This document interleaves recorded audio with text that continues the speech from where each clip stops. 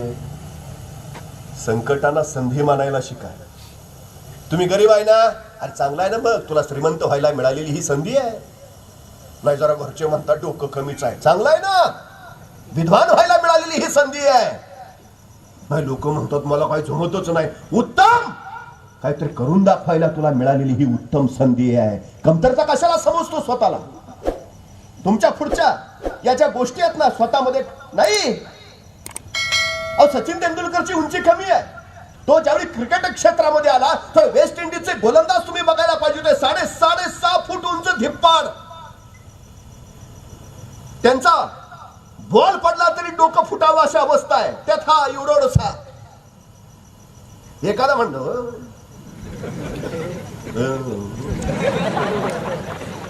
पण नाही, स्वतःची उंची कमी आहे ही आपल्यातली कमतरता आहे. हे सचिनने कधी मान्यच केलं नाही.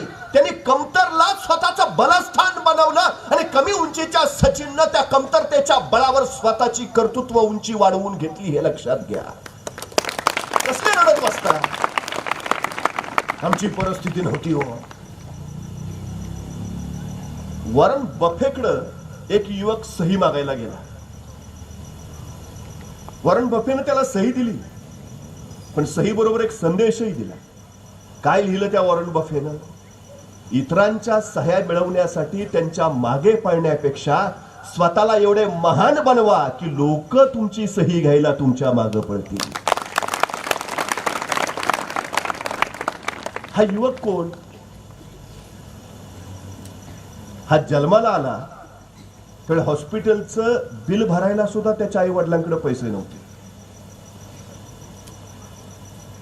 तो जन्माला आल्यावर दवाखान्यानंच दूध पाजायची बाटली त्याच्या आई वडिलांना दिली आणि ती दुधाची बाटली त्याच्या आईकडनं फुटली.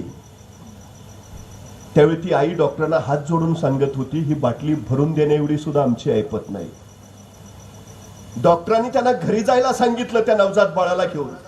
ते दोन्ही आई वडील त्या डॉक्टर पुढे हात जोडून म्हणाले या मुलाला सांभाळायची आमची पात्रता नाही, आम्ही याला सांभाळू शकत नाही, एकतर तुम्हीच याला दत्तक घ्या नाहीतर कुठल्या तरी अनाथालयात ठेवा. आणि ते पोर जगलं पाहिजे, जगवलं पाहिजे म्हणून त्या डॉक्टरनं ते पोर एका राजदूताला दत्तक म्हणून दिलं. पोरग करामतीच होत. 2.5 वर्षाचा असताना एकदा पायरीवरनं गडगडत खाली पडलं. येता येता कुंडीला धडकलं. ही कुंडी पितळेची. एवढ्या पायऱ्यावरनं धडधडत खाली पडलं पण या पोराला काहीच झालं नाही. पितळेच्या कुंडीचे मात्र 2 तुकडे झाले. याला पहिल्या वर्गात घातलं पण पट्ट्या पहिल्याच वर्गात 7 वर्ष बसला. अभ्यासात लक्ष नव्हतंच, अभ्यासात रसही नव्हता. काट्या फिरवणं, तलवारबाजी करणं, उड्या मारणं, व्यायाम करणं, खेळ खेळणं याचाच नाद याला. भयानक गरिबी, भयानक परिस्थिती, मजुरीच करावी लागायची. पण चित्रपटाची आवड. एक चित्रपट लागला होता तो बघायचा होता पण पैसे नव्हते. मग चित्रपट बघायला पैसे कसे मिळवायचे? त्या पट्ट्यानं चित्रपटगृहाच्या बाहेर स्वतःला शीर्षासनात उभा केलं. व्यायामाची आवड होतीच. शीर्षासनात उभा राहिला. किती वेळ? 5 मिनिटं, 10 मिनिटं, 15 मिनिटं, किती वेळ एक माणूस डोक्यावर उभा राहू शकतो? 1 तास, 2 तास, 3 तास, 4 तास, तब्बल 5 तास हा डोक्यावर उभा होता. आता हे रेकॉर्ड का केलं? किती तास उभा राहायचं याच्यावर नव्हतं. त्याचं लक्ष पडलेली चिल्लर तिकटा एवढी होतीये का? ज्यावेळी ती तिकटाच्या पैशा एवढी झाली त्यावेळी पट्ट्या खाली उतरला. मग त्या पैशाचं तिकीट काढलं आणि चित्रपट बघितला. ज्याला चित्रपट पाहण्यासाठी सुद्धा असे थेर करावे लागत होते त्या युवकानं स्वतःची चित्रपट निर्मिती संस्था काढली. ज्याची स्वतः सायकल घ्यायची ऐपत नव्हती त्यांनी स्वतःसाठी 3 विमानं विकत घेतली.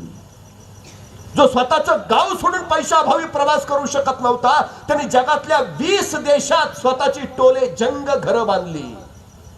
तो युवक पैसे नाहीत म्हणून आई वडिलांनी दवाखान्यात सोडलेला. त्यांनी तब्बल 250 चित्रपटांची निर्मिती केली. तो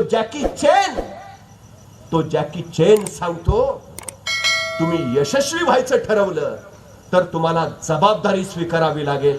आणि एकदा तुम्ही जबाबदारी स्वीकारली की ती जबाबदारीच तुम्हाला ताकद देईल. यश मिळतं, फक्त जबाबदारी स्वीकारायला शिका. बस हे त्या जॅकी चेननं सांगितलेलं आहे. काय जॅकी चेन सोन्याचा चमचा घेऊन जन्माला आलता, रडत बसला तो परिस्थितीवर. आमची काय अडचण आहे? मग करू शकतो आम्ही, हवं ते निर्माण करू शकतो, ही गोष्ट लक्षात घ्या. आणि निश्चित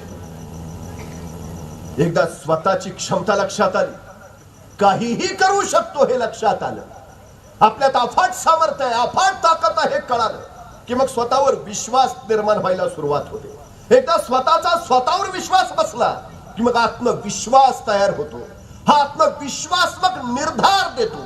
एकदा तुम्ही निर्धार केला की हा निर्धार मनोनिग्रहाचं रूप घेतो. आणि एकदा मनोनिग्रह झाला मग तुम्ही जिद्दीनं चिवटपणानं पुढं पुढं जात राहता. संकट किती येऊ देत, अडचणी किती येऊ देत, परिस्थिती कशी असू देत, तुम्हाला फक्त आणि फक्त ध्येय दिसत राहतं. तुम्ही चालत राहता, चालत राहता. जोपर्यंत तुम्ही जिंकत नाही तोपर्यंत तुम्ही झेपावत राहता. हे सगळं स्वतःच्या हातात. यशाचा सर्वोत्तम साधा सोपा मार्ग काय माहिती आहे? 5 किलोमीटरची शर्यत जिंकलेल्या एका धावपटूला विचारलं, तुझ्या यशाचं रहस्य काय? तो म्हटला, मी थांबलो नाही.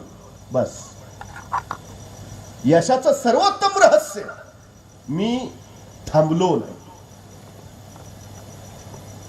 चालत राहिलो. माझ्या बरोबरच्या काहींनी सुरुवातीला भयाने वेग घेतला, पण पुढे गेल्यावर दमले, थांबले. काही काहींनी मध्येच ब्रेक घेतला, थांबले. काही काहींनी एकदम स्पीड घेतलं, थांबले. मी फक्त सतत चालत राहिलो, स्थिर बुद्धी, आणि पोहोचलो. कुठलीही गोष्ट करायची असेल फक्त सातत्यानं चिवटपणे करत राहा. खरं तर दगड भयानक कठीण असतो, पण एकच पाण्याचा थेंब त्याच्यावर सतत सतत सतत पडत राहतो. आणि तो पाण्याचा थेंब एवढासा त्या अत्यंत कठीण दगडाला सुद्धा छिद्र पाडतो. तुम्ही केवढे आहात याला महत्व नाही, तुम्ही किती आहात याला महत्व नाही, तुम्ही सातत्यानं किती वेळ कोसरत राहता हे फार महत्वाचं आहे. तुम्ही किती वेळ कष्ट करता, किती वेळ मेहनत करता, हे फार आणि फार महत्वाचं आहे. त्यामुळे फक्त करत राहा, काम करत राहा, सतत करत राहा. तुम्ही यशस्वी होता हे लक्षात घ्या. उत्तम, तुम्ही सैन्यात जाल, तुम्ही पोलीस म्हणून काम कराल, अत्यंत उत्तम क्षेत्र निवडले.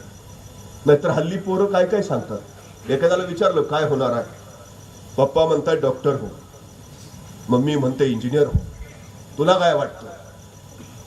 बघू काय म्हणताय दोघं, काय चाललंय तुझं? तुम्ही निर्णय घेतला हे फार उत्तम की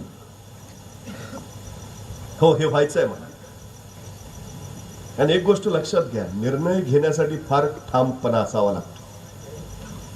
काही काही लोक नुसतीच विचार करतात आयुष्यभर, निर्णयच घेत नाही. हे आयुष्यात काही करू शकत नाही. तुम्ही निर्णय घेतला हे उत्तम. तो योग्य अयोग्य काही फरक पडत नाही. तो योग्य असेल तर यश मिळेल, अयोग्य असेल तर अनुभव मिळेल, नुकसान काहीच नाही. फायद्यातच राहा.